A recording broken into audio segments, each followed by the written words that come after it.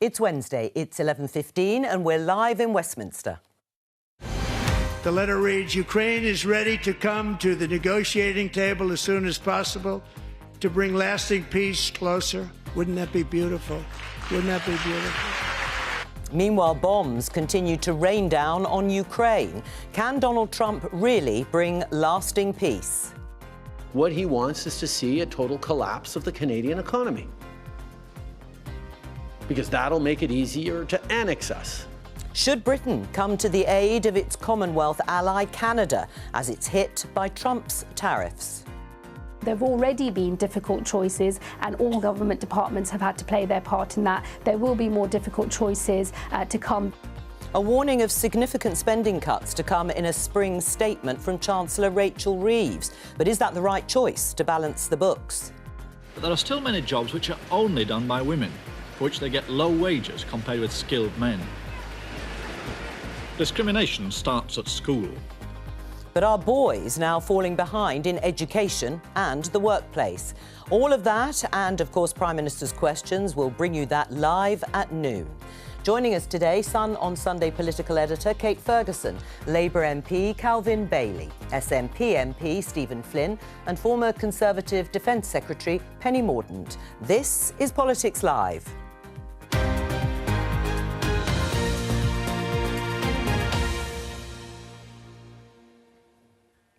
Hello and welcome. Well, you heard in the headlines there part of President Donald Trump's address to Congress last night, apparently the longest ever address given by a US president, outlining his accomplishments in the first weeks of his presidency. Let's listen to a little bit more. Earlier today, I received an important letter from President Zelensky of Ukraine. The letter reads, Ukraine is ready to come to the negotiating table as soon as possible to bring lasting peace closer. Nobody wants peace more than the Ukrainians, he said. My team and I stand ready to work under President Trump's strong leadership to get a peace that lasts. I appreciate that he sent this letter, just got it a little while ago.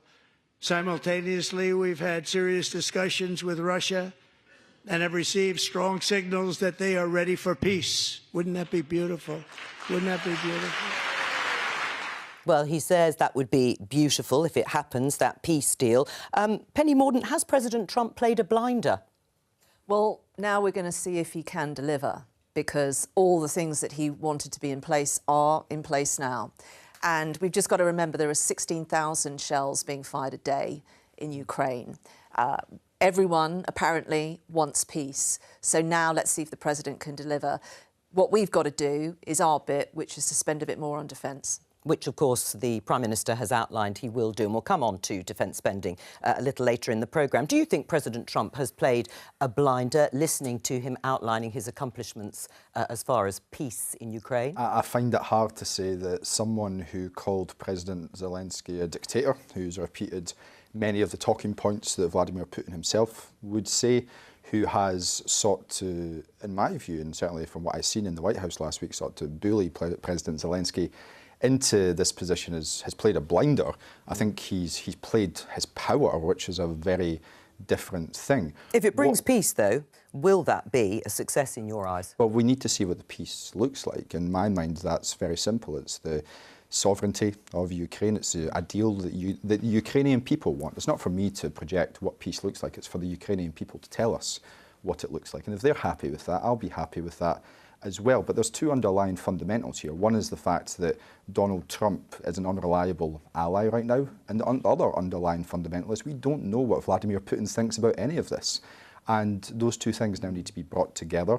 And once we see the outcome of that, we'll all be able to make a conclusive assessment. Do you think he's played a blinder in executing a clever and impressive strategy, which is broadly what he's saying himself, Donald Trump, by managing to get everybody to talk about ending the war in Ukraine? I think everyone talking is fundamental to peace. That is somewhere that we've got to go to, and that's why the work that the Prime Minister has been undertaking to close the gap between the US and Europe has been fundamental in this. And so what has been exposed in the recent approach is the need for some significant bridging between Europe and the US. And I agree, what's fundamental to peace is the Ukrainians and the Ukrainians' view of what that peace means.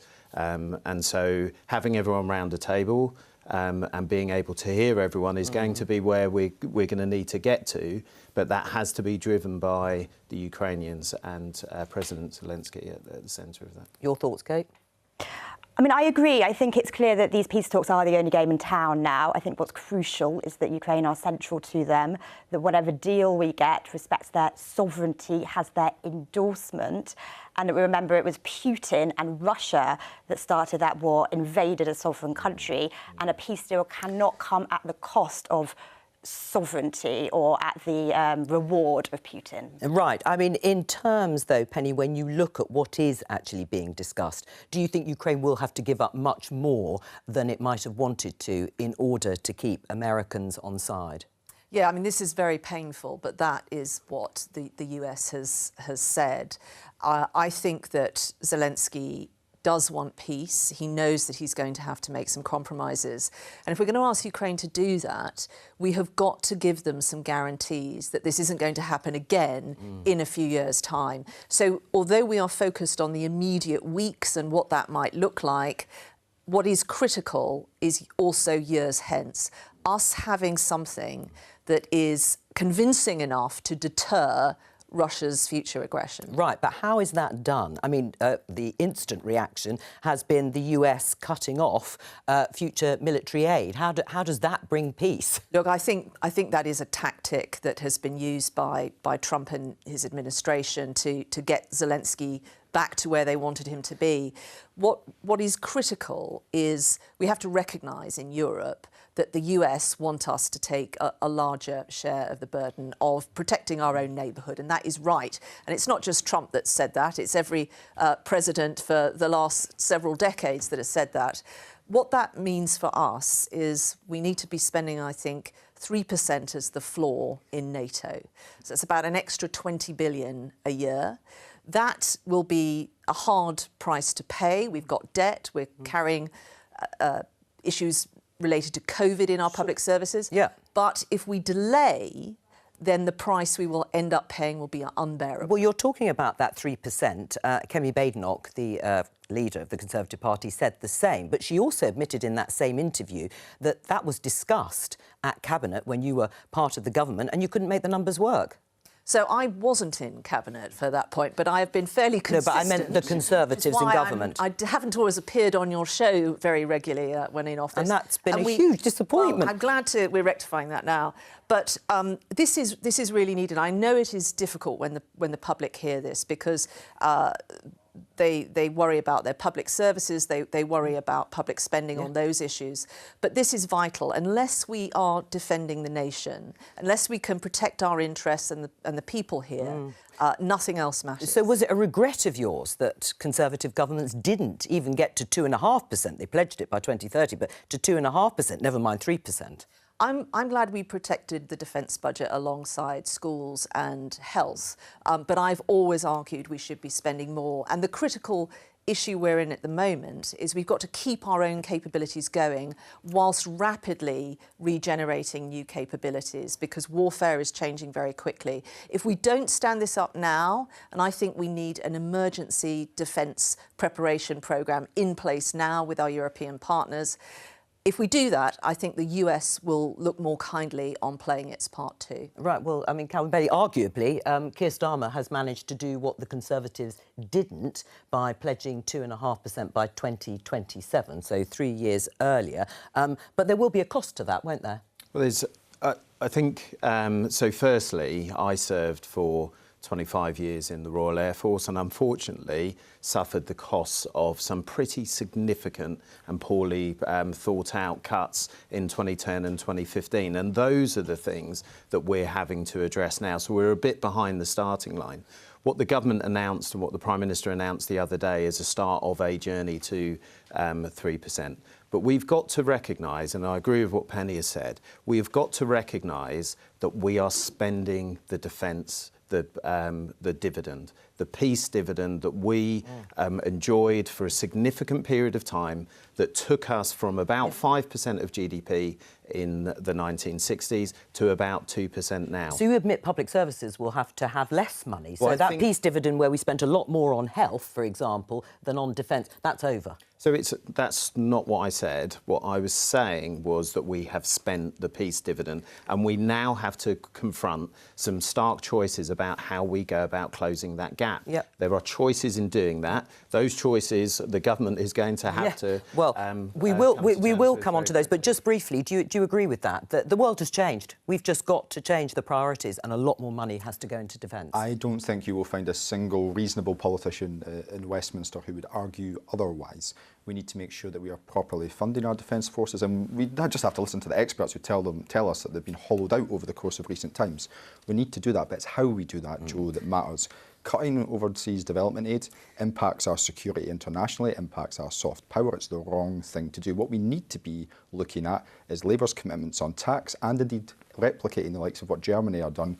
We're looking outside the fiscal rules. But we also have to have a more grown-up discussion about what ODA means. And, you know, I'm a trade ambassador for Southern Africa, overseas development aid. African countries and nations don't necessarily want to be given aid. We have got to change our relationship with those countries and use other vehicles to help them build their economies so they can grow their economies and work out how they better spend their own money. For us to be telling them that the handouts that we give them is the way to fix their problems is very regressive, and that's not what these nations want. Right, well, there is a political cost, of course, particularly within the Labour Party. But can I return to the peace plan as set out broadly, Penny, and get your response? Volodymyr Zelensky has set that out in a social media post and no doubt as part of the letter to Donald Trump. And it would say, yes, we're ready to work fast to end the war. First stages could be the release of prisoners, a truce, a ceasefire in the sky,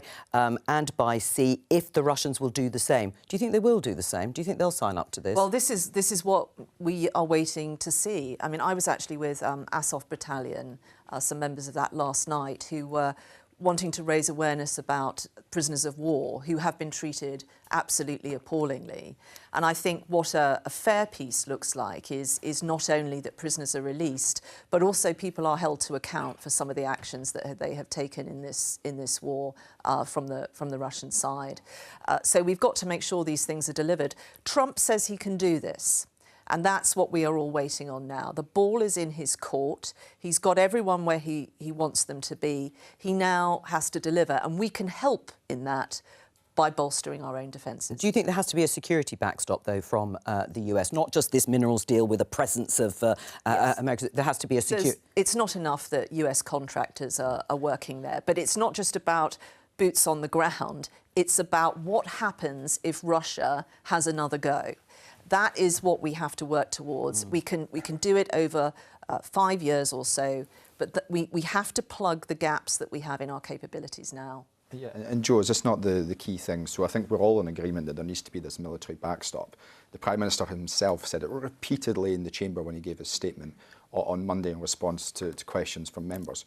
But the Prime Minister also told me that America wasn't going to be in a position where it withdrew military aid from Ukraine, and I woke up the next day and found out that that had been the case. So what we need to do is recognise the fact that whilst we are seeking assurances, how reliable are they? And we need, as a continent, to come together. Europe needs to come together and build up its defence forces on the basis that this is not a reliable ally right now. It's a question we have been discussing all week on this programme. And just to bring you some breaking news in terms of whether or not Keir Starmer can pursue that sort of bridging role that he has set out. And that is, it's coming out of France, out of Paris, that the French President, Emmanuel Macron, Zelensky and Starmer may be going to Washington for a visit. Is that the right thing to do, for the three of them to go? Well, I think so, and I think we all want to see European allies and our own Prime Minister round the table with the President of the United States. I think it's been a very difficult few weeks. To put it mildly. But we are in a better place now. There is a path to peace. We want it to be a just and fair peace. And we really now have to work together to make sure that Russia is going to do what we require it to do.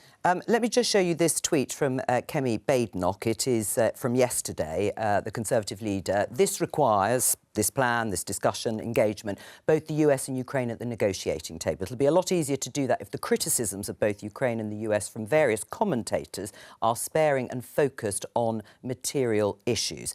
She then goes on to talk about what is in the UK's national interest. Now, she tweeted this after colleagues of yours, Conservatives mainly, were outraged.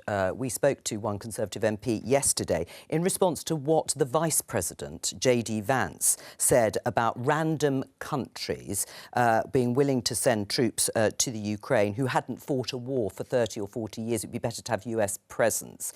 What did you make of those comments? Well, look, there's been a lot of material fueling two narratives, that Trump's a baddie or Zelensky's a baddie. What we have to remember is that the villain of this piece is Putin. And we just need to stay focused on that. And I wouldn't criticise politicians. I mean, when I heard those comments, my first thoughts were with people like Kelvin who'd served, with widows that I've met, and the huge contribution that their families have made to protect the United States and protect our own country. But we've got to keep our eyes focused on the prize here. And I think that, you know, Kemi was absolutely right to say, keep our eyes on that. Do you agree with that? Or were you as outraged as some of the Conservative MPs who certainly tweeted and were interviewed yesterday? So I think we are in a very sensitive position at the moment, and I will be comfortable with the things that we can fall back upon. And for me, that is a US gallantry medal that was awarded to me by the President of the United States. So that I'm quite comfortable with, and that speaks volumes about our national commitment to NATO, because it was a NATO Article 5 response that resulted in us all going to Afghanistan. So what did you make of what JD Vance was saying? I mean, random countries, UK and France, it couldn't be any other countries, could it, who had, as you say, come to the aid of the US in Afghanistan post 9/11, saying that those random countries wouldn't be worth much in terms of protecting Ukraine. Well, if we weren't, I wouldn't be wearing the medal. So clearly we were. And I think he had to, he has been quite circumspect. But the importance of that relationship that brought us out is what is going to underpin and underwrite any security backstops that's necessary for a Ukrainian peace. Yeah, you're right. He did issue a, well, denial, let's put it that way. He said people were being dishonest. But what did you make of it? He said he didn't mention Britain and France. So I actually, my first thought went to Lex Calvin as well, because I knew we were coming on the show here today, and I'd looked at his background and what an incredible individual we have here, and his services to the UK and to peace has been phenomenal. And, you know, I guess this just goes to the wider issue that we have, and I kind of reflected it earlier in my remarks with regards to the President calling people dictator, the potential annexation of Canada, Greenland being bought, the Panamanian Canal being taken over. All of these things create a narrative which I don't think is particularly helpful to the West and the international rules-based order that we all respect and rely on. And personally, I would expect a lot better from the Vice President of the United States of America. All right, well, you mentioned Canada. We heard President Trudeau, Prime Minister Trudeau, I should say, in the headlines. Let's listen to a bit more of what he had to say. Even the excuse that he's giving for these Paris tariffs today of fentanyl is completely bogus, completely unjustified, completely false. So we actually have to fold back on the one thing he has said repeatedly, that what he wants is to see a total collapse of the Canadian economy, because that'll make it easier to annex us. Now, first of all, that's never going to happen. We will never be the 51st state. Well, just to give a bit of context, this is obviously following 25% tariffs being imposed on Canada. He mentioned fentanyl, the drug there. He says hardly any comes across the Canadian border, and therefore it's unjustified. Should we be showing solidarity with Canada? Well, I think two things. First of all, I've always, as a former trade minister, always felt that the Commonwealth was a grouping that we should really be strengthening our trade ties with and assisting each other in trying to have common policy. But the impact of all this turmoil on business is really profound. I've spoken to a lot of businesses who are wrapping cold towels around their head, we've had in the last few days major companies move from Taiwan to the US, and this is playing into other things that are going to be a headache. But that is clear. But you heard what the Prime Minister said. He thinks it's much more serious than that. He thinks this is about annexing Canada. I don't think that is going to happen. I really don't. Famous last words, I know, for the kind of few weeks we've had. I don't think that is going to happen. I think that you're going to see a lot of churn with policies and narratives that are coming out of the White House. But should the UK, you've talked about the Commonwealth, should the UK be making more of a stand in defence of Canada? They think it is serious. Well, I think that the Prime Minister is trying to, again, as I say, keep his eyes on the ball. He's trying to manage some very difficult relationships at the moment. But of course, we have absolute solidarity for Canada. I don't think it's in danger. But what we have to understand is the impact of all this turmoil. Yeah, well, that on business, that's absolutely clear. Do you think it's serious enough to be making more of a stand? Well, look, I don't have to look much further than the Canadian Foreign Minister, who herself has been very clear that this is no longer funny. This is not a joke. This is something that they are treating as a real live issue. And if that's the case, I think it's incumbent upon the UK as an ally of Canada to find its voice and to not cower away from trying to insert itself into what is a deeply, deeply serious situation. Calvin? Well, I think we have to... what's important now is statesmanship and leadership. And what we've seen over the last week or so is our Prime Minister provide that and create a bridge, transatlantic bridge. You'll see that he's mobilised President Macron today. That allows them a voice in and next to the Trump administration, our closest ally, and to be able to speak to them in a way that will ensure that the consequences Although the Prime Minister didn't know, even though he'd spoken to President Trump, that he was about to announce that he was pausing all military aid to Ukraine. But we can't react, and we must not react. We must not narrate our way along every whim.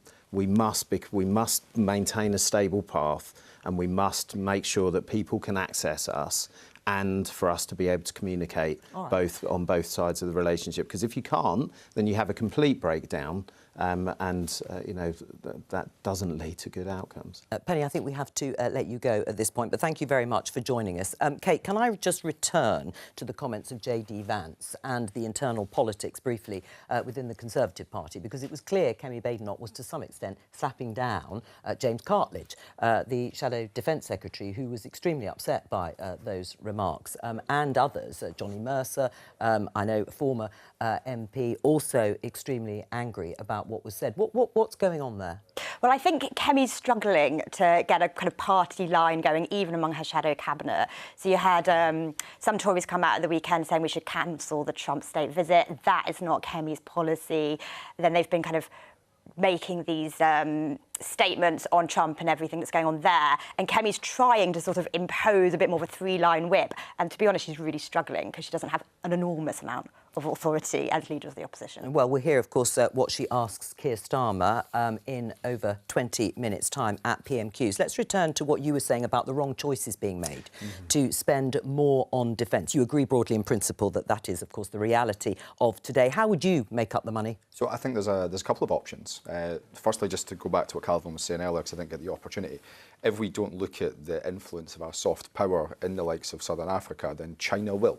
And China will insert itself. I agree entirely. I know you will agree because it's the right thing. Yeah, but no, I do. But the thing is, the idea that overseas aid, is in a transactional way, is beneficial to countries is something that is regressive, and that's why we have an Africa strategy that talks about helping those countries to grow. It is beneficial to us, but what is also beneficial for us is that for those countries to have real, meaningful economies, and that's why we should be going to those economies. We should be looking at helping them adjust their debt restructuring. And those two things can happen in parallel. It doesn't need to be one or the other.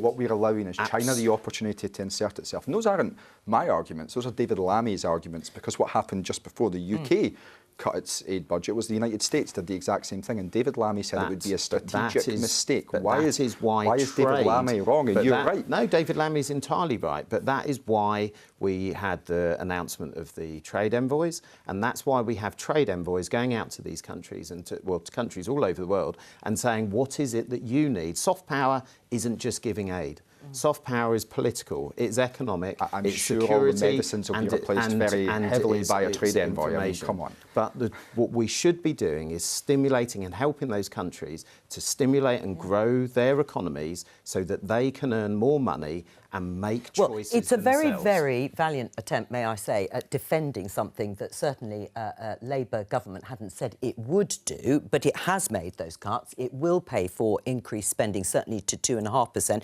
You'd borrow more and tax more. Well, let me answer your actual question now. Yes. Yeah. So the Labour Party have been very clear in relation to their fiscal rules, and credit to them, they have been clear on it, and they've said they won't break them, but they must break them given the scenarios that we face. Firstly, we had this supposed £22 billion black hole, and they've sought to fill that through certain measures. Now they're saying that we rightly need to improve and invest in our defence forces. I agree with that, but the only way to do that is to make a material change to the money that's coming in to the Treasury. So you'd borrow more. How much more would you borrow? We don't have taxation is where I would probably be looking. I see Kate putting her hands up. Yeah. But if the UK government was to replicate Scotland's progressive taxation system, there would be billions of pounds extra in the Treasury to spend on the very things that we need. But instead, what we're going to see is an ideological position adopted and agreed with between the Labour Party and the Conservative Party that the welfare budget is the thing to go after. And if anyone can refute that argument, I'd be very keen to hear. I mean, we're taxed.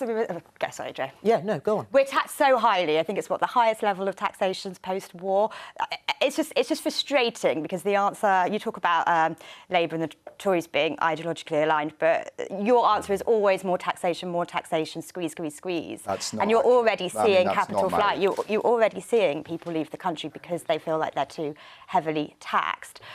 I know we're going to talk about welfare in a minute. On aid, I think no doubt that was a difficult decision for a Labour government to make. However, you talk about the need for soft power abroad. I think we're in a new reality. You need hard power abroad, and that is military spending. Well, as we're talking about the choices, let's hear from the Chancellor herself, Rachel Reeves, who was interviewed yesterday about which choice she may make in order to find the money needed for extra defence. It's Paul Kelso from Sky News. You've made a commitment to 2.5% of GDP spent on defence, rising to 3%.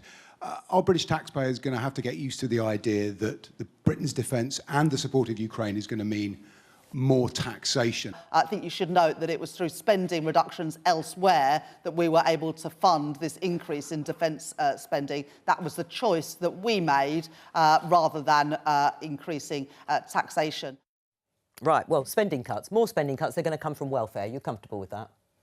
So I think, first off, today the OBR will write back to the Office for Budget Responsibility, will write back to the Treasury, and they will determine what those forecasts look like. And then there will be a process by which the government departments will have to work out where that's spending. Let's put the process to one side. It's clear that she needs to find some extra money from somewhere, and she isn't going to increase taxes. She's pretty well ruled that out, and she's not going to borrow more money. So it is going to be more spending cuts, and they're going to come from welfare. The BBC News headline here, Chancellor earmarks billions in welfare cuts.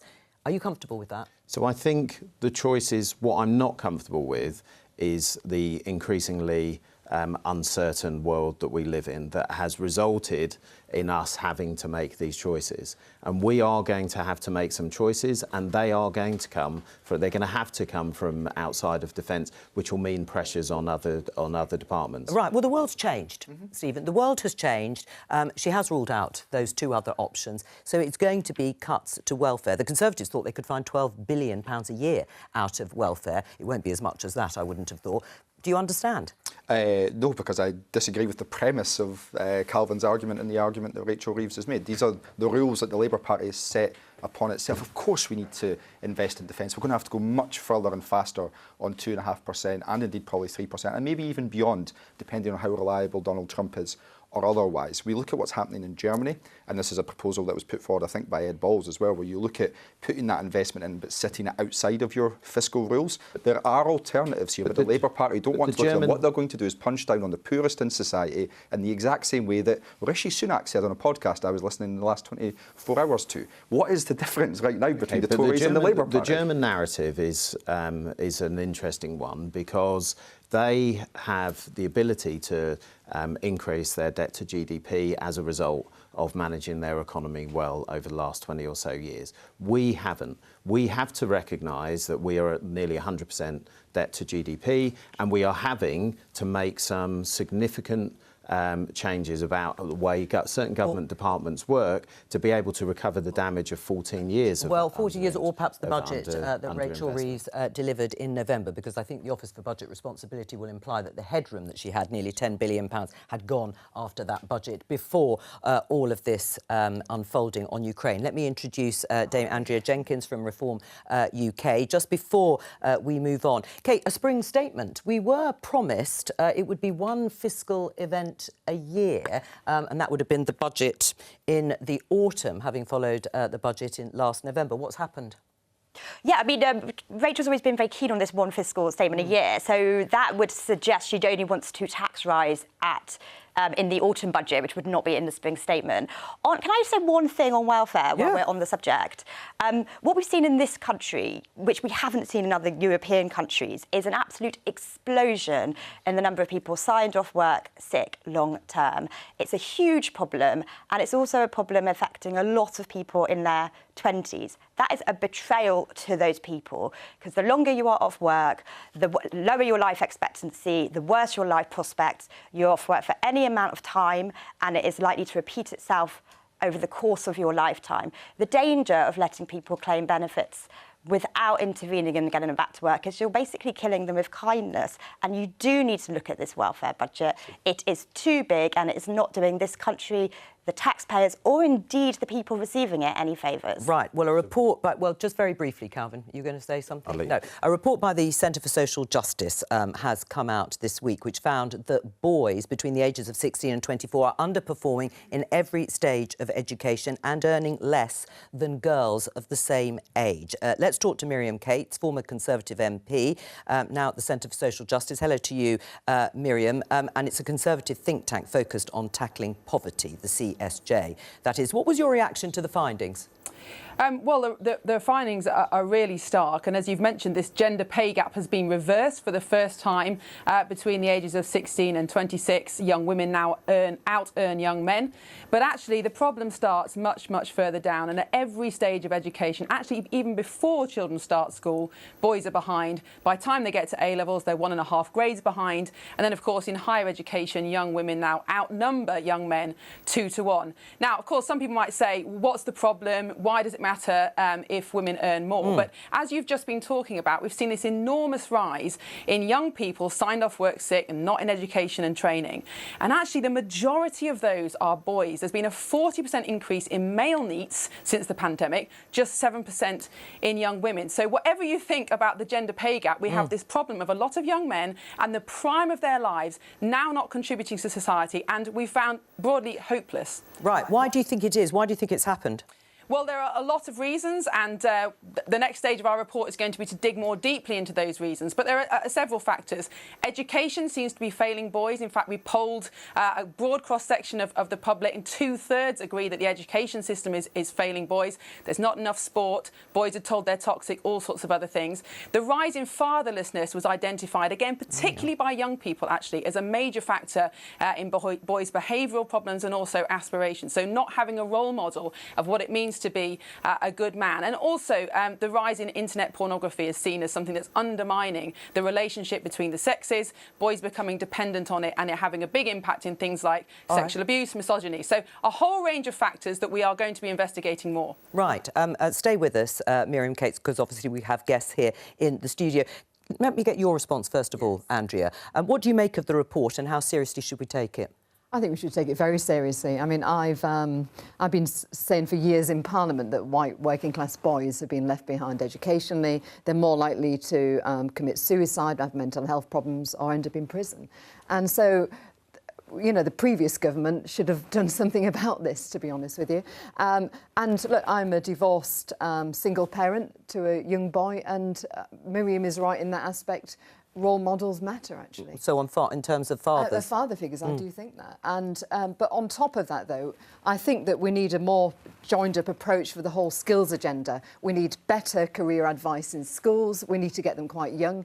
And like they're doing in Germany, which should do far better than the UK, have actually an industry-led skills approach. So you can still see what skills are needed in, for example, the local economy in Lincolnshire.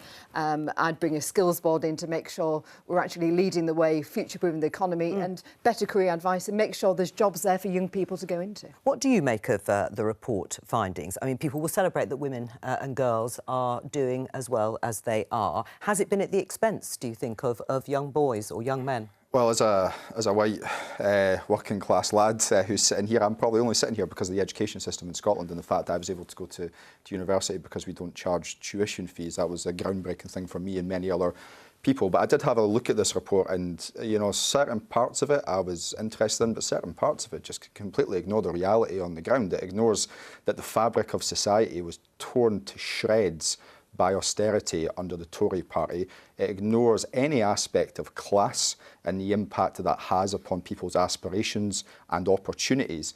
And, you know, I think we need to get ourselves a bit more realistic about the fact that for a lot of young people right now, what they have is a middle-class commentariat who constantly tell them that they're wrong and that they don't have the right ideas. And yet they have these influencers, these online influencers who tell them they mean something and that they can be something.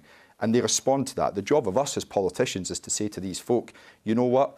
We also believe you mean something. We also believe you can get on in life, and you put the framework around them to allow them to get on in life. I agree, actually, though. Look, I was briefly the skills minister just for a few months under the Conservative government. Yeah. And what I was trying to push for, there's a real snobbery around academia looking down on vocational qualifications. And I always said we need that parity of esteem. Not everybody's academic. We need to make sure we actually start pushing the trades again. So look, I don't believe that snobbery exists in... I do. No, in Scotland, sorry. I don't. No, maybe it's different elsewhere. I don't know, I wouldn't want to comment, but in Scotland doesn't. But one thing that struck me out of this report was the fact that it talks about masculinity and how we need to be bold behind that. We need strength, resilience and responsibility. Those aren't features that are unique to young boys or men. Like the people I know with the most strength, resilience and responsibility, it's probably my wife. Nobody would argue that Andre or Kate or yourself don't have those characteristics. So what we need to do is make sure that when we're responding to boys' needs and what their opportunities and hopes are, that we talk in terms which are realistic. Right, well let's go back to Miriam and the criticisms you've heard there from Stephen of the report. Well, firstly, the idea that we don't mention class is just completely wrong. The report is all about white working class boys who are falling behind more than any other group. It is about boys in general, but it's particularly about them, so it absolutely is about class. But I think the problem that Stephen's expressing, which I'm afraid has been expressed far too much by the media and political class, is this idea that there isn't any inherent difference between boys and girls, that boys don't have any special masculine traits. They do. There's empirical evidence for that. We know there's a difference between boys and girls. And boys do have certain skills and characteristics in general that girls don't. And the point about childhood and the point about growing up is we need to nurture those features, that ability to be courageous, strong, masculine, brave, and turn them into good traits that serve society rather than things that become toxic. Right. The only way we do that is, first of all, recognise the reality of the difference between the sexes, Miriam, but then understand the role that fathers play, that education plays, in order to nurture the good things about boys and turn them into things that serve society. Stephen? I mean, sorry, Miriam, I almost talked over you there, which I wouldn't want to do, almost going back to our days in Parliament. I would say that you have those traits.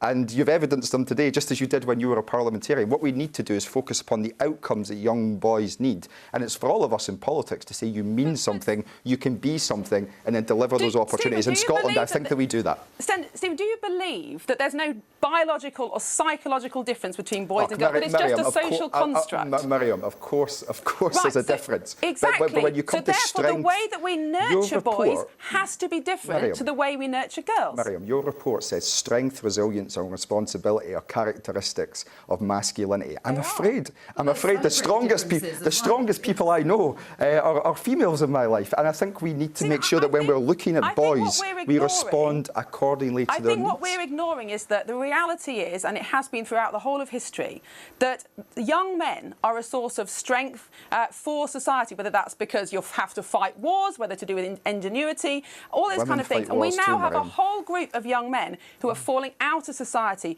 who don't have any hope, who are actually falling into crime and, yes, toxic behaviour, because they don't have the role model, they don't have the aspiration to know what it means to be a good man. And that's what we need to return to. Well, Calvin, where are you? I mean, do you agree with Miriam that these are differences that should be celebrated and marked out, or with Stephen? So I think fundamentally, let's address the problem. The problem is that we're failing in the outcomes for 16 to 24-year-old boys. But don't you need to look at why? Yes, we do need to look at why, but this is also a journey that I, as a poor working class young boy, had to navigate myself, and so this is a journey that I myself have been along, and that's why some of the things that the government is choosing to do are fundamental, because the only way out of these things is to actually address the outcomes for young people, and so that's why Skills England is so important for setting out agenda for how we go, the training and the work, the work that is actually available for them. We need to give young people, young men, meaningful work. But were you surprised by these findings? I mean, the report that says that young boys, 16 to 24, they're falling behind at almost every stage. Was I surprised that people with little money suffer badly? The outcomes really are bad, actually, from the Conservative government. Literacy went down massively under the Conservative government, and that's so bad. This is a route to be able to get a... You were a Conservative, of course, during all this time, and you made... Yeah. OK, but so why is that happening? Well, we have 600 schools that are perpetually below our standards. But why are boys? Why are boys being affected more? Because they are the larger part of the pot, and this isn't a zero-sum game. This isn't. We can't be pointing at other groups and saying we need to do down others. We just need to look at this at 16 to 24-year-old young boys. It does, and we need what we do need to do is address the failings in the education system. 600 failing schools is 300,000 people that are being perpetually failed, and they will be our poorest, and they will be young men. Miriam?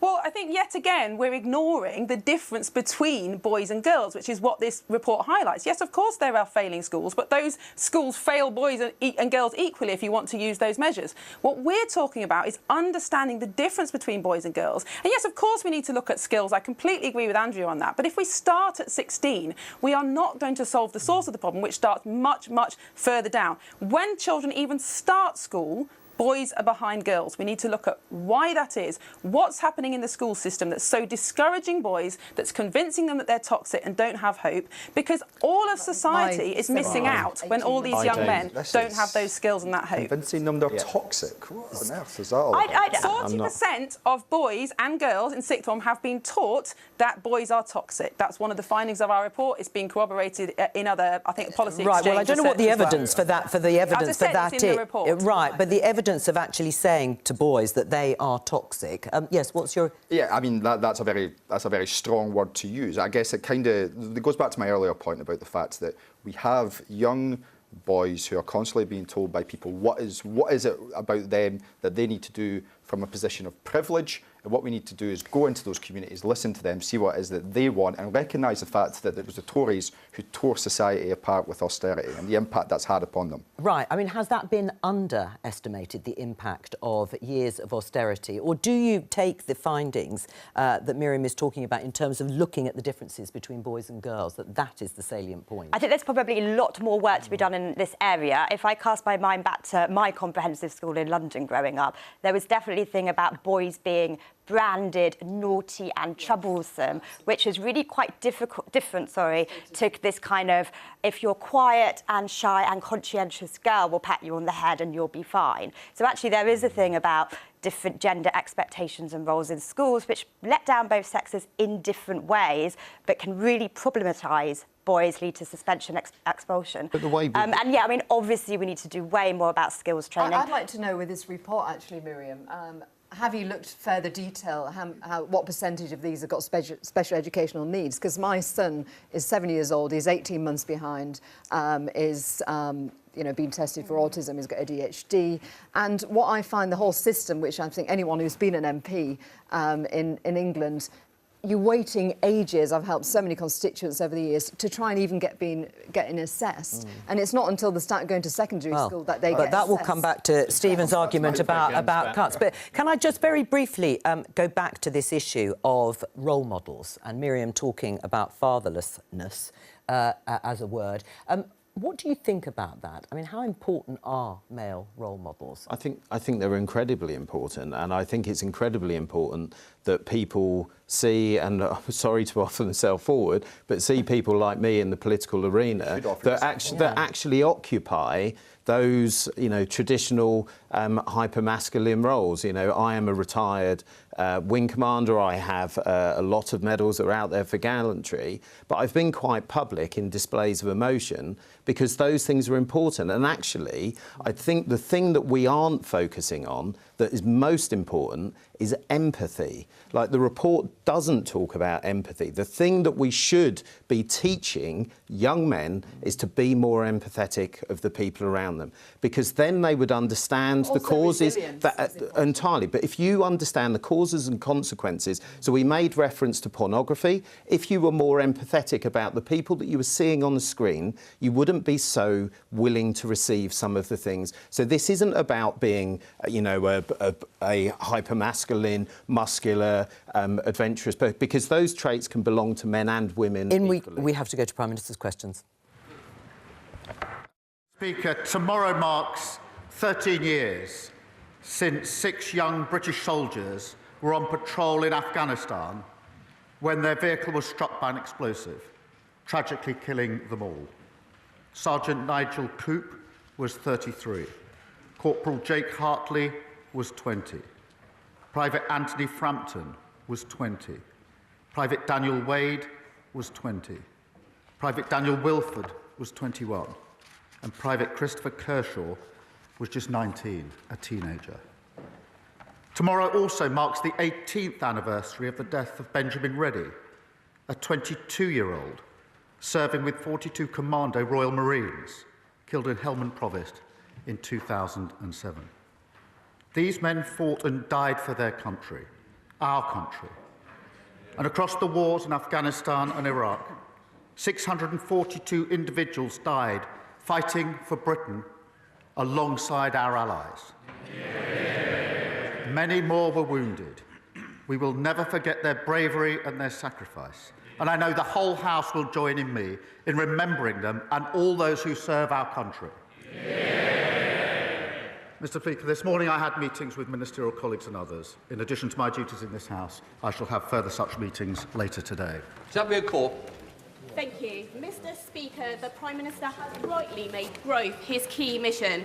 But can he outline for my constituents in Southampton Test how our employment rights bill will not only deliver improvements for them, but also put more money in their pockets as part of our plan? Well, I thank my honourable friend. She's doing a fantastic job for her constituents. The Employment Rights Bill is the biggest upgrade to workers' rights in a generation. It will benefit more than 10 million workers in every corner of the country. It will tackle low pay, poor conditions and poor job security that hold our country back. It is pro-worker, pro-business and pro-growth. We now come to the Leader of the Opposition, Kemi Bernal. Thank you, Mr. Speaker. Divisions between Ukraine and the US only serve Vladimir Putin. President Zelensky is right to try and rebuild his relationship with President Trump. He is keeping a cool head under very difficult circumstances. And I was glad to see President Trump receive his letter positively. What is the Prime Minister doing to help rebuild their relationship after a challenging week? Minister. Well, she's absolutely right that we need to do everything we can to ensure that the US, Europe and Ukraine are working together on lasting peace. And I'm doing everything I can to play my part in that, in regular contact with all of the key players at the moment, including talking to President Zelensky yesterday afternoon. Mr. Speaker, I thank the Prime Minister for that answer. All of us in this House know that the British Armed Forces are a huge source of pride to our country. They put themselves in harm's way to defend our values. As the opposition, we support efforts to resolve this conflict, but we cannot write a blank cheque. If British peacekeeping troops in Ukraine were attacked, whether directly or via proxies, we could be drawn into conflict with Russia. Can the Prime Minister reassure all those who are concerned about the UK being drawn into war? Minister. Yes, that's the last thing anybody wants to see. And the whole point of ensuring that there's a lasting peace and that any deal, if there's a deal, is defended, is to avoid conflict, to ensure that we do have peace. The way to ensure we have peace is to ensure there are guarantees for any deal that is in place, because the surest risk that there will be conflict is if Putin thinks that he can breach any deal that may be arrived at. The Prime Minister is quite right, and we on this side of the House agree with him. The objective for his visit to Washington was to get that US security guarantee for Ukraine, and I commend his efforts in this very difficult task. But nonetheless, on Monday, the United States withdrew military aid for Ukraine. Can he update the House on the steps he is taking to persuade America that it is also in their national interest to provide a security guarantee? Prime Minister. I'm pleased to inform the House that on Thursday of last week we did discuss security guarantees. The President made absolutely clear his commitment to Article 5 of NATO, absolutely clear that he would have our backs because of the relationship between our parties, and agreed that our teams would sit down together to talk through security guarantees. I've spoken to him, I think, 3 times since then on the telephone, because it is vitally important that we work with the US, with Europe and Ukraine and make sure that if there is a deal, it has proper security guarantees in place. Mr. Speaker, I know the Prime Minister is not able to comment on specific intelligence matters, and I'm certainly not asking him to do that. However, there are concerning reports that the United States has instructed Britain to suspend intelligence sharing with Ukraine, and other reports that Five Eyes itself may be at risk. We need to make sure America does not disengage. There are some in this House who argue Europe should go it alone. But does he agree with me that without this country's greatest ally, any peace agreement would place a terrible burden on Britain and our taxpayers? Prime Minister. Well, I do agree with her wholeheartedly, and that's why in the debate we had just 2 days ago, I've always been clear that we need to ensure that the US, the UK, Europe and Ukraine are working together, but we must not choose between the US and Europe. We never have historically, and we're not going to do so now. Thank you, Mr. Speaker. I thank the Prime Minister for his comments on that. He will know that it is not just the security situation that worries people. They are also concerned about trade wars and the economic impact of tariffs, like those levelled on Canada and Mexico yesterday. The best way to avoid America putting tariffs on Britain is to reach agreement on a US trade deal. Following the Prime Minister's trip to Washington, have talks on a UK-US trade deal begun? Prime Minister. Well, I was pleased in the meeting I had last week that we did discuss an economic deal and agreed that our teams would indeed sit down rapidly to talk through an economic deal, and that is what they're doing, because, as she rightly says, that is far better than getting drawn into conflict in relation to tariffs. Thank you, Mr. Speaker. I'm glad the Prime Minister has confirmed that those talks have started. People across our country are worried. They're worried about national security. They're worried about whether we can equip our military fast enough. They are worried about whether we will deploy troops in Ukraine and whether we will be able to keep the peace. They are also worried about our economic security. Can we afford all this? The world is changing fast, and we need an entirely new approach to our economy and our energy security. The budget last year halted growth with higher taxes and higher borrowing. Yesterday, farmers were protesting in Whitehall again. People are hurting. Will he now change course so we can have the economic security we know we need for our national security? Prime Minister. We were doing so well.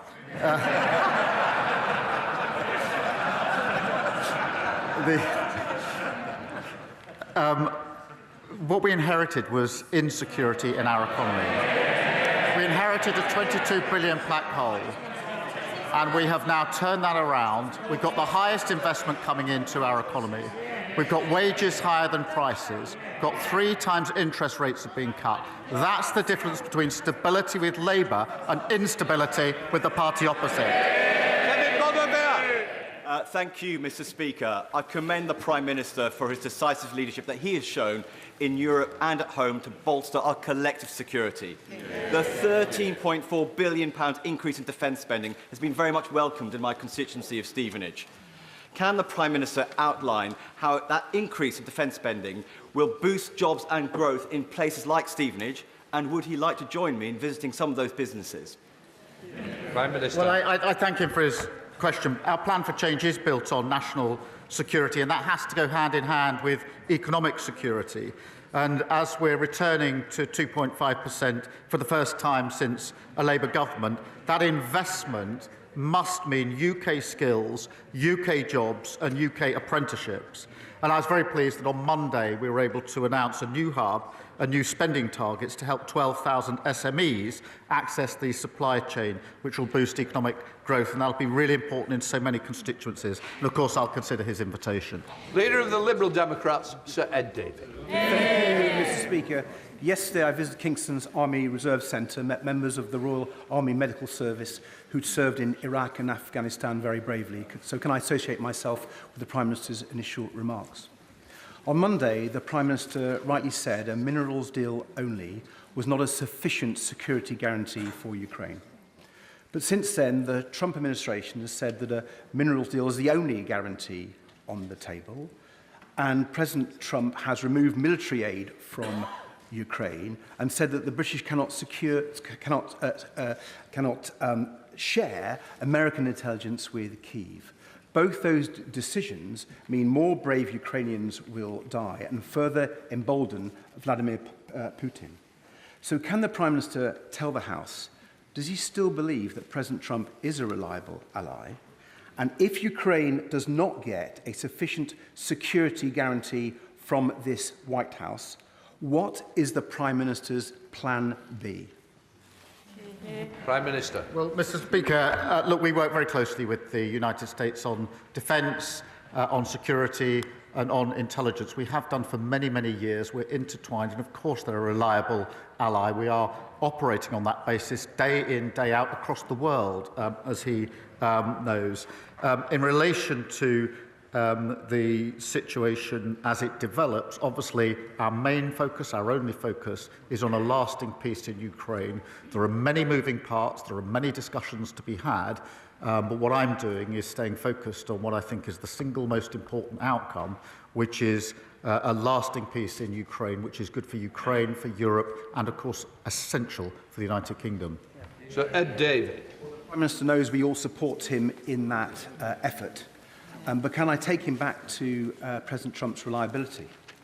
4 British women have accused Andrew Tate of rape and human trafficking, and British police have issued arrest warrants. The Tates have tried to escape justice, first to Romania, now to the United States, but I'm delighted that Florida has thankfully opened a criminal investigation.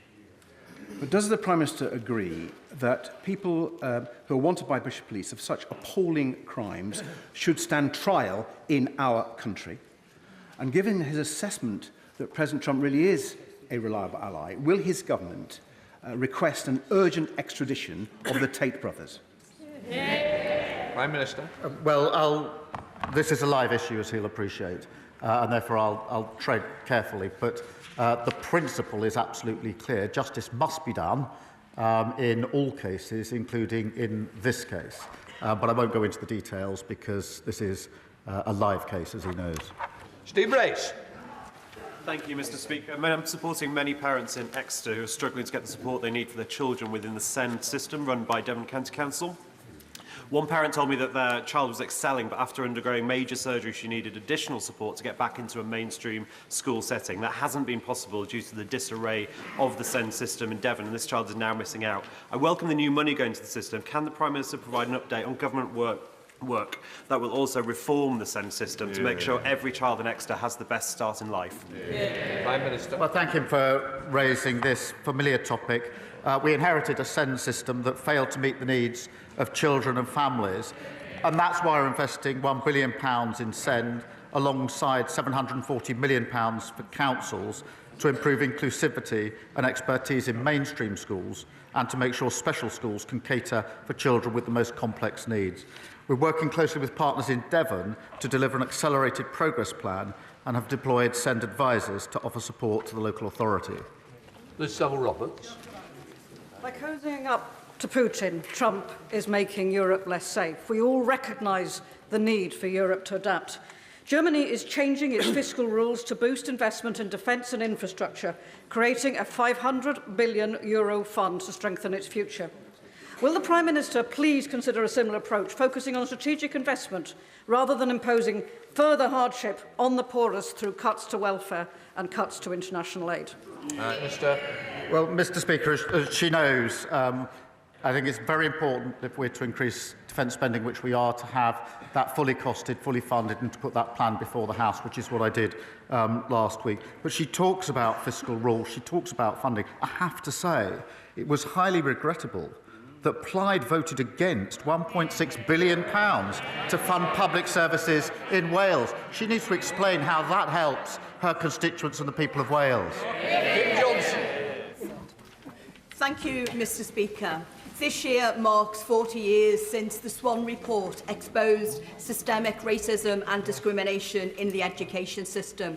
And regrettably, none of those recommendations were implemented. One of the most damning injustices in that report was the misclassification of mainly black children as educationally subnormal, as identified in Steve McKean's BBC documentary.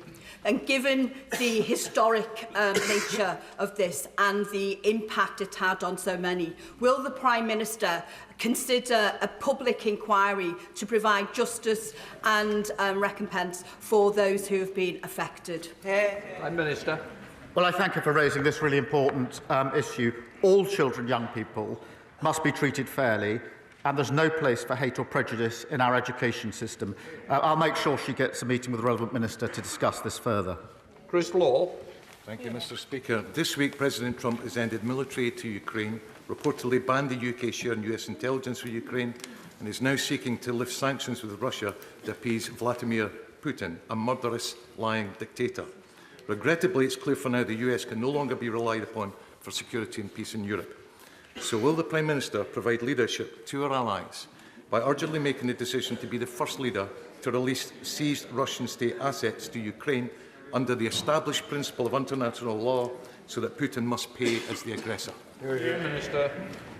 Mr. Speaker, on the question of assets, obviously we're using the profits, the interest on the assets to help fund Ukraine, and we are looking with others at whether it's possible to go further, and obviously I'll update the House if that's possible. But I have to say, at a time when defence and security in Europe, in the UK, needs to be ramped up for all the reasons that he readily understands, for the SNP to maintain its position that it wants to get rid of the single most effective deterrent that we have, the nuclear deterrent, really has to be explained in its historical context. Paul Davies. Thank you, Mr. Speaker. Labour is rolling out free breakfast clubs in primary schools, starting with 750 schools, including Scapegoat Hill Junior Infants School in my constituency. Under the Tories, only 1 in 10 schools had these clubs. Labour will make them available for all children. This will help break down barriers to opportunity for every child. I know the Prime Minister is as determined as I am to tear away the link between background and success. So will you update the House on how we are going to do that through Labour's plan for change? Minister. Well, I thank him for his question. Labour promised free breakfast clubs in every primary school, and the first 750 will open in April, giving every child the best start in life through our plan for change. It will also put up to £450 a year back in the pockets of working families. I'm delighted, Mr Speaker, to say that 2 of the breakfast clubs will be opening in the constituency of the Leader of the Opposition in April, and I hope she'll welcome them when they do. Ian Solomon. Thank you, Mr Speaker. On Monday, the Prime Minister talked about creating defence jobs across the country as we rebuild our defence industrial capacity. So will he and the government bring forward an urgent plan for skills in the defence sector? And does he agree with his Education Secretary that the strategy for defence skills should sit purely under the Department for Education and an underpowered executive agency?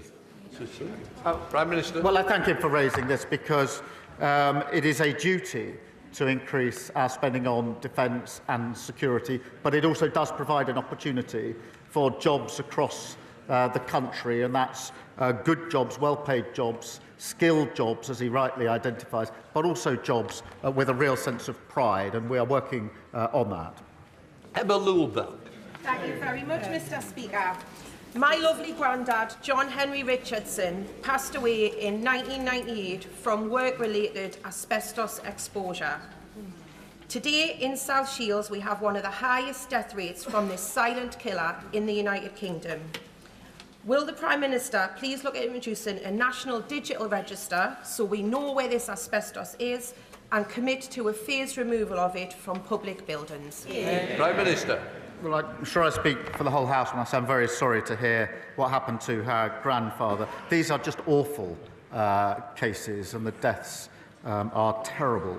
I've no doubt he was a wonderful man. He would have been, no doubt, very proud to have seen her in her place today. And I'll make sure that she gets a meeting with the relevant minister. Sir Oliver Dundon. Yeah. Thank you, Mr Speaker. St Hilda's Girls' School looks set to join Emmanuel Jewish Prep as the second school in Bushey alone forced to close because of Labour's VAT hike. This is a double hit to aspiration. First, the parents, many of whom not wealthy, who have described the significant sacrifices they have made to send their children to these schools. And secondly, to the excellent local state schools, including the one that I attended, which simply do not have the places, meaning this policy won't even save money. So may I therefore urge the Prime Minister, even at this late stage, to look again at the failures in this policy. Prime Minister. I don't doubt the aspirations of all parents in relation to their children. But I mean all parents. What we've been able to do is to make sure we release the funding to ensure that our state secondary schools have the teachers they need. And there's no point the party opposite pretending that they're interested in state education when they left them without the teaching they needed. Dr. Ray Tidball. Thank you, Mr Speaker.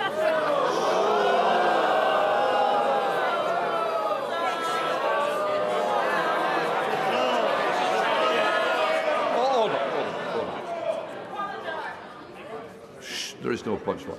I presume something was said that shouldn't have been said.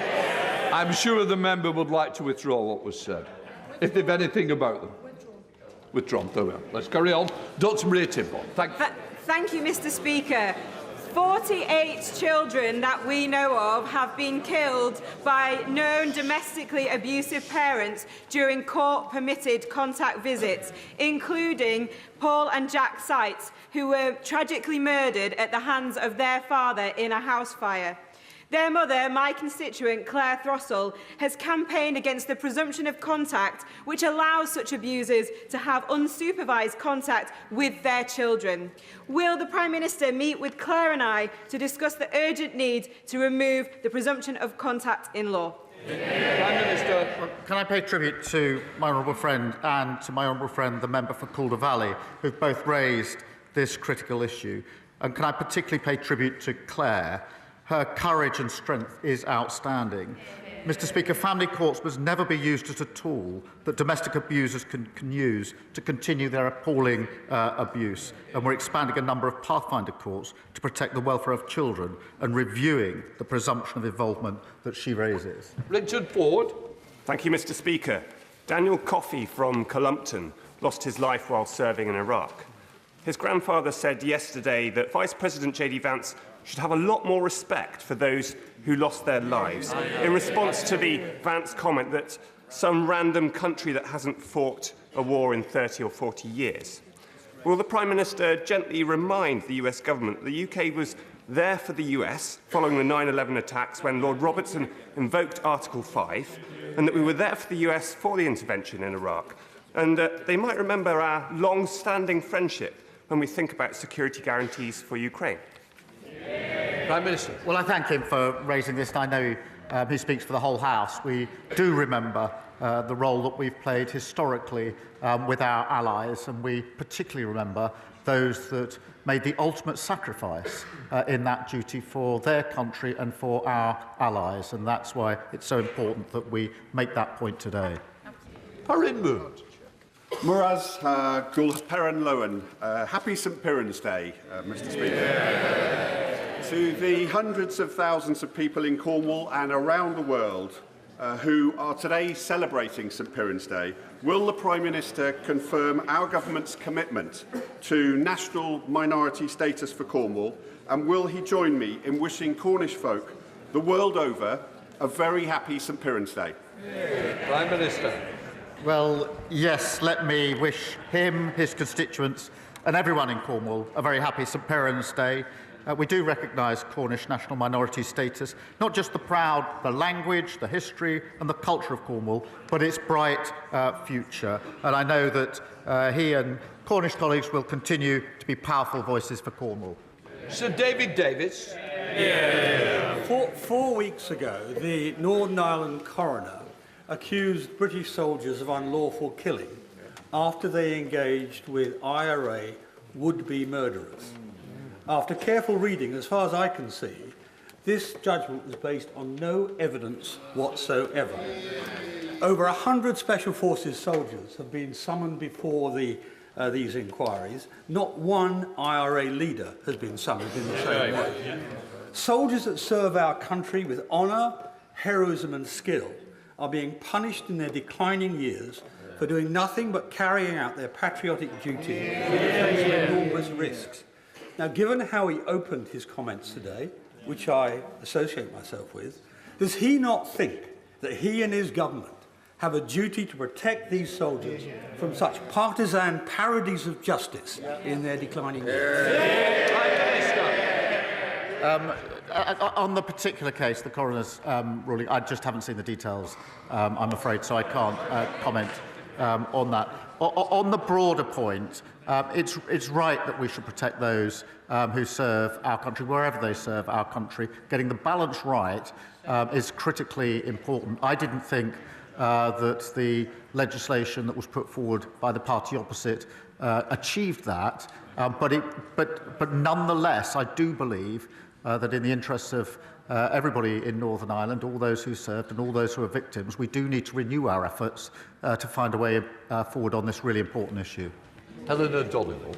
Mr. Speaker, my constituents in Hastings Rye and the villages are fed up with the constant failures of Southern Water, dumping sewage in our sea, flooding and leaving us without water for days, all while taking huge bonuses. At the Environment Select Committee, we've been hauling in the water bosses one by one and hearing about their failures. But the boss of Southern Water there finally agreed to give my constituents millions in compensation for a major water outage. Can the Prime Minister tell me how this Labour government is cracking down on the bad behaviour of the water industry? Can I applaud her for her dedicated work on the Environment Committee and obviously in her constituency.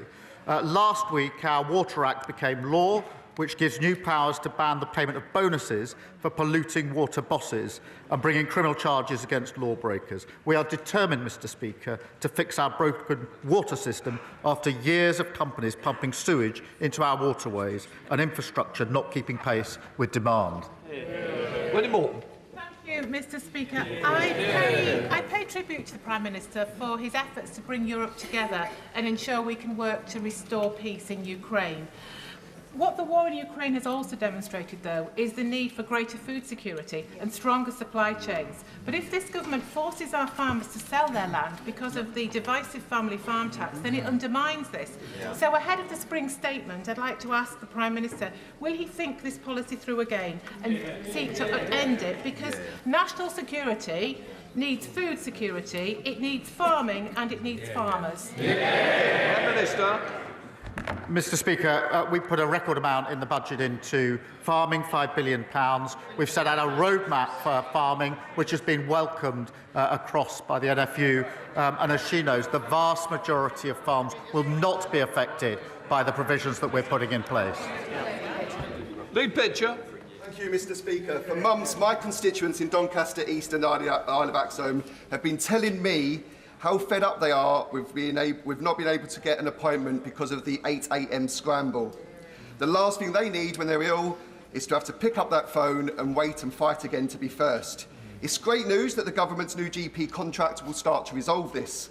But can the Prime Minister reassure my residents who can't use technology that they will still be able to book an appointment? Prime Minister. Well, I thank him for this. Last week, for the first time in 4 years, the BMA agreed the GP contract with the government worth an extra £889 million. Patients will be able to request appointments online from October, but I can absolutely reassure my honourable friend and others that this will free up the phones for those who need them most and help end the 8 a.m. scramble. Rosie Duffy. Thank you, Mr. Speaker. Under his Labour government, does the Prime Minister believe the UK's estimated 3 million millionaires should contribute more to our vital national security? Or is it just the world's poorest by no longer benefiting from our international aid programmes, or the shameful almost 6 million children living in poverty in this country who should be paying for it? What happened to the wealth tax, Prime Minister? Prime Minister. Well, I think all should and all do make a contribution at this vital time. Mike Tapp. Thank you, Mr. Speaker. These are delicate moments for the country, and the Prime Minister has led with British values, moral courage, decency, as a true statesman, and with skilled and careful diplomacy. All elected politicians in this House, Mr. Speaker, must appreciate that everything we say could impact that diplomacy. Does the Prime Minister agree that a united House could help us achieve that lasting peace? Well, let me broaden out his words to the whole House, because I do think that it's hugely to the credit of this House that it is speaking loudly in a united way with one voice in the face of Russian aggression. And that is why we must have lasting peace based on the sovereignty and security of Ukraine. But it certainly helps to all of those observing across the world to see this House speaking powerfully with one voice, united across these benches, and I'm very pleased that we're able to continue in that way. Seamus Logan. Thank you, Mr. Speaker. The Scottish fishing industry, by volume and value, is the biggest in these islands. And within my constituency, the port towns of Peterhead and Fraserburgh represent a very large share of that industry in terms of the land it catch and its processing. Now, I'm sure the Prime Minister enjoys the occasional fish supper. So does he agree that their interests and their future must be secured and enhanced as his government pursues economic growth and resets its relationship with the European Union, especially through the forthcoming trade and cooperation agreement negotiations, so that the jobs of the people who work in this sector can never be made expendable for the sake of some other interest? Prime Minister. Well, thank him for raising this, and do recognise the huge and historic importance of the fishing industry in his constituency and others. I'm determined to make the sector more secure, sustainable and economically successful. We've already secured over 720,000 tonnes of fishing quota for the year, worth up to £920 million, including agreements with the EU and with Norway. We also want to tackle problems about labour shortages that he will be familiar with. I'm pleased that his constituents in Peterhead will benefit from £20 million under our plan for neighbourhood, but absolutely do everything we can in relation to this issue. We're going to leave Prime Minister's questions there. We'll bring you any important developments that may occur. Let me introduce our guest for this part of Politics Live. For the government, we have Ellie Reeves, the Labour Party Chair and Cabinet Office Minister, and for the opposition, for the Conservatives, Richard Fuller, Shadow Chief Secretary to the Treasury, and Henry Zeffman is here too, the BBC's Chief Political Correspondent. Well, it was a serious and sombre session of Prime Minister's questions, perhaps unsurprising with the current state of things in the world and the ongoing talks and discussions about Ukraine and trying to secure a lasting peace. The leader of the opposition, who was pretty collaborative, Kemi Badenoch, as she questioned the Prime Minister about his plan for a peacekeeping coalition of the willing, but the dangers of having that go ahead without securing a US security guarantee, what's been called an American backstop. That led to a broader discussion in the House about whether or not the US and Donald Trump as president is and can be trusted to be an ally in these negotiations going forward. And that was quite something, wasn't it? Really quite something. I mean, if you just take a step back after the diplomatic whirlwind that Keir Starmer and the West essentially have been on since the last PMQs, it's extraordinary to have the Prime Minister and the Leader of the Opposition in the UK essentially discussing whether America can be trusted as an ally, whether all the assumptions on which the transatlantic alliance, NATO and so on have rested since the end of the Second World War still stand. And I should say, by the way, just in the last few minutes, the Financial Times is reporting, and this is not something we've been able to establish for ourselves at the BBC, but the Financial Times is reporting that the US has now gone further than its decision earlier this week to cut military aid to Ukraine and has now cut off all intelligence sharing with Ukraine. Now, that's very significant because that's what enables Ukraine to know which Russian elements to target or otherwise. And if that's correct, and it is an if, I think that just makes all the questions that have just been discussed in Parliament even more urgent. And I think, frankly, many more questions, for all that there is very clear cross-party support for what the Prime Minister has done over the last week, questions about whether anything he could do would be able to change this president's mind. I mean, does that change your mind about whether America and Donald Trump can be trusted going forward in these difficult and delicate negotiations? We'd already been talking about cutting off intelligence sharing with Ukraine. I don't think it's helpful to get into speculation. I've not seen the... No, but just... all right, well, let's do the one that we do know, which is they've stopped, they've paused that military aid to Ukraine.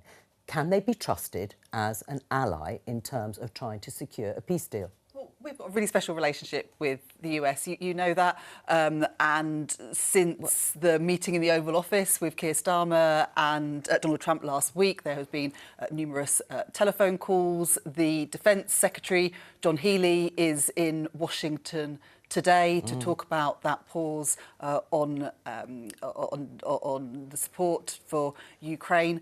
And it's really important that those conversations are ongoing. I'm not sure it's particularly helpful for me to sort of sit here on your show and sort of comment on sort of every twist and turn. The important I'm asking you really to reflect, but I'm asking you to reflect on what was discussed at Prime Minister's questions. And if there are questions about how far and how much can we rely on the United States, I mean, it was even brought up, you know, can we rely on Donald Trump to keep to Article 5 of the NATO treaty? In other words, one member coming to the defence of another under attack. These have become pertinent questions. What do you make of that? I think the US want peace in Ukraine. We obviously want peace in Ukraine. I think the important thing is that we do everything that we can. That's why the Prime Minister's having those conversations. That's why the Defence Secretary is in Washington today to find a way of achieving that lasting peace. And that does involve working with the US. Of course it is. And the Prime Minister has talked about that backstop. That's going to be really, really important. Right. What are your reflections on listening to something that we would always just assume that, yes, they would have our backs, to use the phrase that the Prime Minister called on when he said he'd had conversations with Donald Trump about this precise area. What did you make of it? I think at a fundamental level, of course, we can rely on the United States. But if we think about alliances, alliances are formed when countries are pursuing their national interests and those national interests aligned. And after World War II, it was clear that a structure was constructed where American interests, West European interests were very much aligned. Now, President Trump, in his run-up to being elected, was very clear that he thinks on his America First agenda, he has a different perspective on the world, and he is now pursuing that. And that has reflected in Europe in things such as asking European countries to spend more money on their military. European countries are spending more money on their military. So I think there's still a common element here, and we shouldn't get too overexcited about things that are occurring whilst that change is made. But it can be very disconcerting for people. I think that was reflected in some of the comments in the chamber today. Right, but those were the questions that Kemi Badenoch was putting to the Prime Minister, and they do seem to be permanent. I mean, is it wise to have peacekeeping troops from the UK, France or any other country, a coalition of the willing? Would they be at risk of being drawn into a conflict if we don't have a security guarantee from the Americans? Well, that coalition of the willing, I think, is an important step forward, something that came out of the discussion of leaders on Sunday. And, of course, the Prime Minister will want to work with France, with other countries who might want to be involved in this. But in order to keep the peace, you have to defend the peace. And sometimes that does look like having boots on the ground, in the same way that we've got troops in Estonia, for example. Right. But those discussions are ongoing. And again, you know, I don't think it will help that sort of journey to peace by sort of commenting on every potential twist and turn in what is a fast-moving situation. Look, I think that's right. I don't know about you, but I kind of like this week's Prime Minister's question because there wasn't the sort of Punch and Judy show. There was clearly Kemi Badenoch time and again stressing the importance of the reliance of the US, making sure they're part of the conversation, whatever the UK decides to do. And I think both the Prime Minister and the Leader of Opposition are very close on these issues about making sure that British interests are secured. And part of that means that we have to have a reliable backstop for any action that European countries take. Well, let's find out if we can get any guarantees on that. Let's go to Washington, talk to Fred Fleitz, Vice Chairman of the America's First Policy Institute and a former Trump National Security Advisor. Welcome to you. You may have heard some of the conversation here. We were reflecting on the debate at Prime Minister's Questions between Keir Starmer and Kemi Badenoch, the Leader of the Opposition. I mean, do you find it extraordinary that we're having to discuss, politicians feel they're having to question the reliability and the trust of America as an ally? It surprised me. The special relationship between the U.S. and the UK is very strong. It is going to be around long after this president and your current prime minister is in office. Presidents and prime ministers come and go that each nation may love and may dislike. What's going on here is that the election of President Trump has forced the world to talk about something it was not talking about before, how to stop the war in Ukraine. Trump wants it stopped immediately. He wants a ceasefire. This isn't anti-Ukraine. It's not pro-Russia. It is the only moral approach in a war that Ukraine is losing. Yeah. It's running out of troops. Yes, and I think that Trump has really achieved something. Right, but you say it's not anti-Ukraine, but now Ukraine has its arm tied behind, or one arm tied behind its back, because the US has announced that it's pausing military aid. How is that not anti-Ukraine? It's not anti-Ukraine. It's forcing Ukraine to come to the table. Well, they said they're going to do that. Can I explain? Look, yeah. I understand that President Zelensky does not want to go along with a deal that does not hold Russia fully accountable for this act of aggression it committed against Ukraine, that does not hold Russian officials accountable and put on trial for war crimes. I would love to find a solution where we could do that, but that's not possible. And we have to get Zelensky to get to the table to understand that he's going to have to agree to an imperfect solution, at least for now, to stop the killing. It's hard for him to do, and Trump is trying to force him to the negotiating table to get him to do the right thing. Right. And if a peace deal is secured, will the Russians buy it? I mean, I heard Donald Trump say in that address to Congress there were signals coming from Moscow, but signals is one thing, but actually, will they agree? That's not exactly true. Yesterday, Trump said in his speech that the U.S. is negotiating with both sides. I don't deny it's going to be hard to get the Russians to the negotiating table. I don't trust them either. It's going to take enormous effort to get the Russians to negotiate in good faith and to comply with an agreement. But the problem we've had to this time, no one has even tried. Right. I mean, let me just put this story that we were discussing. It's in one of our national newspapers, the Financial Times. US cuts off intelligence sharing with Ukraine. A fresh blow, it says, to embattled government there in Kyiv. What do you make of that? Is that true? I haven't heard that, but it wouldn't surprise me. Again, I believe that if there's a suspension of military and intelligence aid, this is temporary until Zelensky agrees to come to the negotiating table and start talking about how to end this war immediately. Right, so it's all tactics in that sense. I mean, Trump's position is that the U.S. is not going to continue to send weapons to Ukraine indefinitely with what he believes has become a war of attrition that Ukraine is going to lose. He thinks that is immoral and the war has to end. And I think Zelensky's position is he's just going to keep fighting until he finds this fantastic, perfect agreement. And I wish we could get there, but realistically we can't. Right. I mean, do you think there has to be a security guarantee from Donald Trump and the US, not just having Americans in terms of this minerals deal being present in Ukraine, if indeed that is signed? Do you think there has to be a specific security guarantee from the US in order for this peace deal to be secured? President Trump doesn't seem to want to talk about that and doesn't seem to be in supportive of it. What the U.S. is talking about is sending European and non-European peacekeepers to separate both sides and to monitor a possible peace agreement.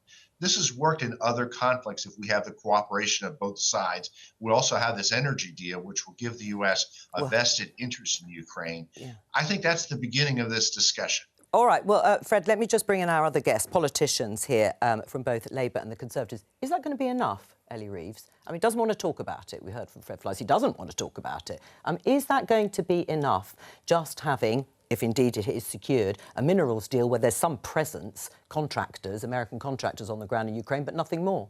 Well, the Prime Minister's talked about that backstop and the importance of having it. Like I say, the Defence Secretary is in Washington today having conversations. The Prime Minister continues to speak to the President of the US. So it wouldn't be enough. You want to have that security guarantee from the Americans? The Prime Minister's talked about that security guarantee and the importance of it. Of course, we also saw at the summit on Sunday speaking to other European leaders, and it's important that those plans are able to develop and those conversations go on.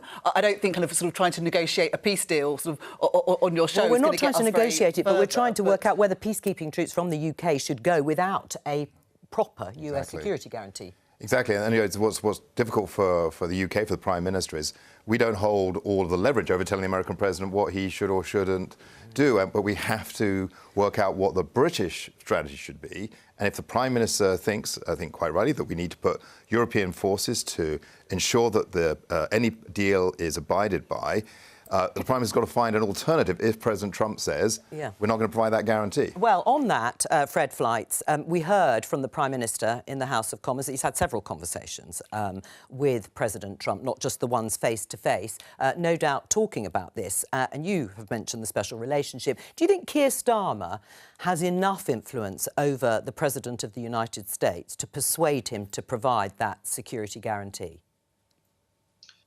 I think that President Trump is very concerned about the views of the UK and wants to work with the UK on this issue. But there's several issues here that I think aren't being discussed.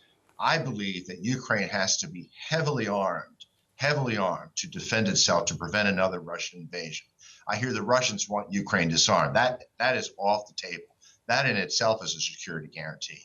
But I might add, concerning the issue of peacekeepers, peacekeepers traditionally can't be sent without the consent of both parties. And I think it is hard to imagine the Russians will agree to British troops on their borders. So I think this offer by the British Prime Minister is very generous, but this may never happen. They may have to find peacekeepers from another country. Right. Do you accept that?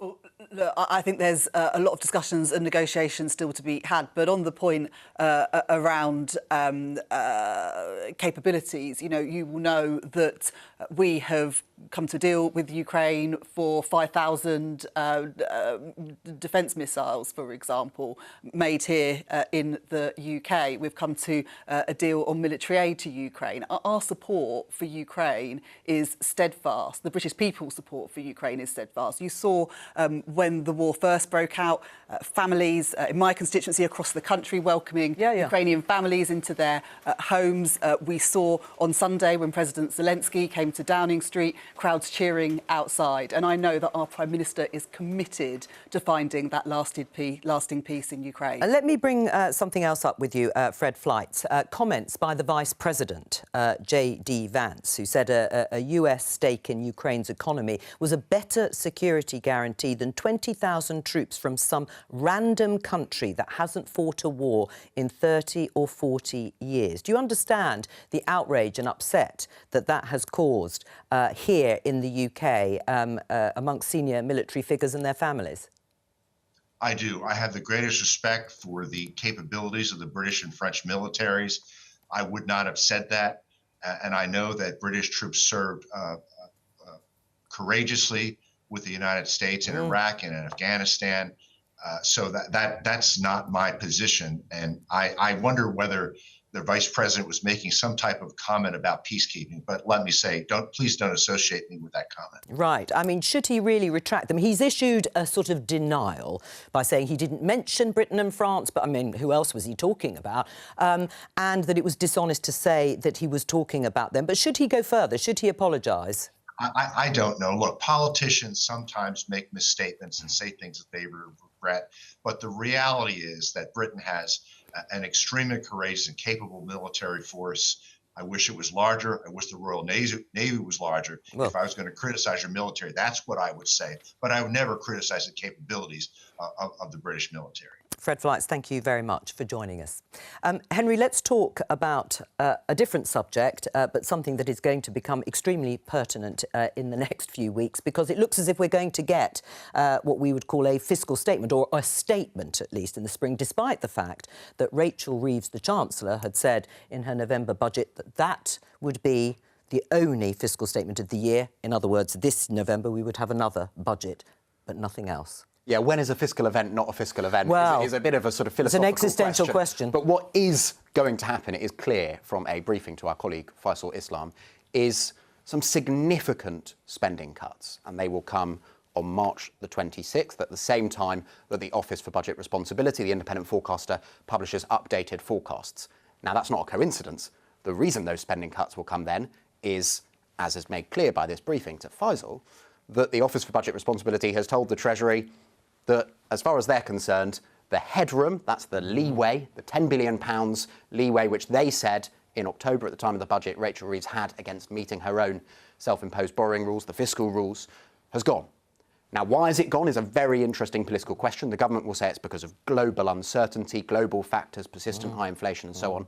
I suspect Richard and the Conservatives will say, well, hang on, borrowing costs were going up before President Trump entered the White House. There's an element of the ramifications from Rachel Reeves' budget there and some of the tax rises. That is going to be the big argument of the next few weeks, at least domestically. Right, well, what has happened to that nearly £10 billion worth of headroom? These things were happening before Donald Trump and the ongoing discussions about Ukraine. Well, the world is in a very different place to where it was in the budget last autumn. There's a new president of the United States. Tariffs will inevitably put pressure on inflation here. We're not immune to tariffs in other parts of the world, for example. So, there is a different landscape from what was here in the autumn. Right, do you accept that? The world's changed. Not at all. Look, let's be real. What's happened in this country is that business confidence has collapsed. It's collapsed because back in October, the Chancellor said she was fixing the foundations, she wouldn't come back for more. And in a few weeks' time, guess what? She's coming back for more. And the reason is that when she ramped up public spending, ramped up taxation, ramped up debt, she created business confidence.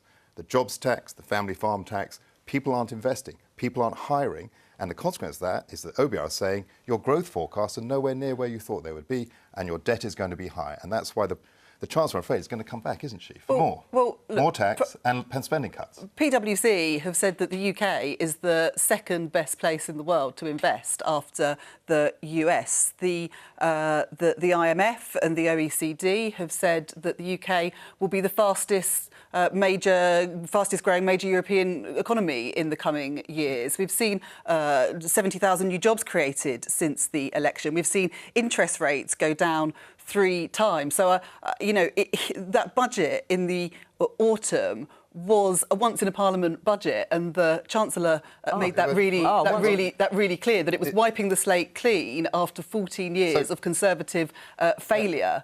Ellie, you know when I can say from experience, you know when politicians are in trouble in the economics department, when they have to go to foreign forecasters to say what's happening in their own country, rather than Conservatives have never done that. No, I'm just saying from experience. I'm just saying. This just shows how much trouble the Chancellor is in. Because if you ask British businesses about are they going to hire more people next year, they say no. Are they going to raise wages as fast as they plan to? They say no. The jobs tax and national insurance is killing that off. If you ask them are they going to invest next year, they're not saying, oh well, PwC last October said we were great, so now we're going to invest. No, they can say the forecasts of British economy are down because the damage the Labour Chancellor did last October. And that's the truth. And that's why Rachel Reeves, having said she wasn't going to come back for more, is going to come back for more. With the greatest of respect, Richard, I think you were Economic Secretary to the Treasury when Liz Truss had that mini budget that crushed the economy, sent interest rates spiralling, leaving families paying more in their mortgage each month, meaning that the country has to pay back more on its debt repayments.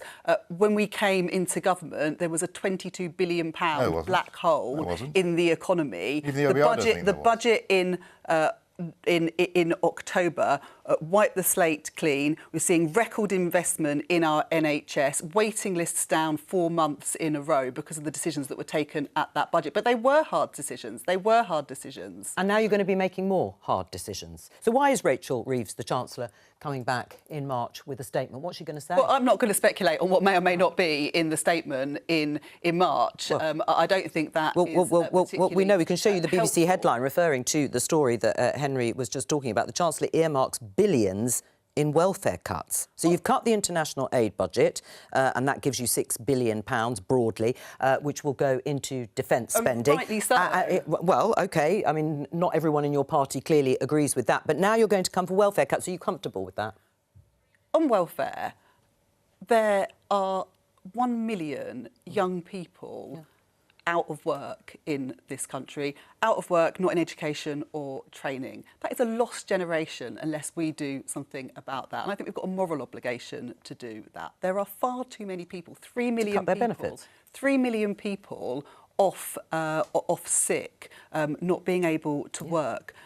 It is right to try and get people into work rather than incentivising them to remain off work. Oh, well, that was obviously happened when you were in last government. The Conservative, in our manifesto, we said we were going to cut welfare. We think that's the right thing to do. We agree with the points. But we can't understand why those steps haven't been taken already. But I think it will be problematic for the Labour Party. The Labour Party in their manifesto didn't talk about cutting international aid, didn't talk about cutting welfare. But they're doing that. And why are they doing that? As we say, because the budget that was supposed to be the landmark budget of this Parliament has created business confidence in this country. Right. How difficult is it going to be for a Labour government to embark, as is being outlined here, billions in welfare cuts? Pretty difficult. I mean, the Labour Party, as we've seen in vivid detail over the last decade or so, has quite a lot of factions. But I think what unites all of them is a passionate commitment to a generous welfare state. Now, there are majority, I'm sure, of Labour MPs who would agree with Ellie's argument that the more important point is that they are the Labour Party and that the most important thing is to find a way to get people into work, and that doesn't preclude having a safety net. But there are also, and I've spoken to many of them before they've even seen the government's proposals, who are really deeply concerned about making entitlements less generous, and that is not what they think a Labour government should do. And one thing worth noting, by the way, is this generation of Labour MPs, because the majority of Labour MPs came into Parliament in 2024, You know, perhaps in 1997, when Tony Blair won his landslide, it was a generation of Labour politicians who'd come into politics because they were furious with Margaret Thatcher. This time, it's a generation of politicians, many of whom, because of their age, who got into politics campaigning against welfare cuts from the Conservatives. So this is really dicey territory politically for a Labour government. Well, do you accept that? I think that it's really important that we get people into work. It's why we're getting more. Yeah, but what mental about the health political supporters in opposition place, why we're about what getting waiting Labour is lists about? down. There are people that are languishing on NHS waiting lists because of the mess the Conservatives made to the NHS. They're waiting for treatment that will get them back to work. That's why we're cutting those waiting lists. That's why we're introducing mental health support to get people into work. Thank you. Thanks to all of our guests for joining me today. I will be back tomorrow with more Politics Live at 12:15 here on BBC Two and the iPlayer. Have a very good afternoon. Bye-bye.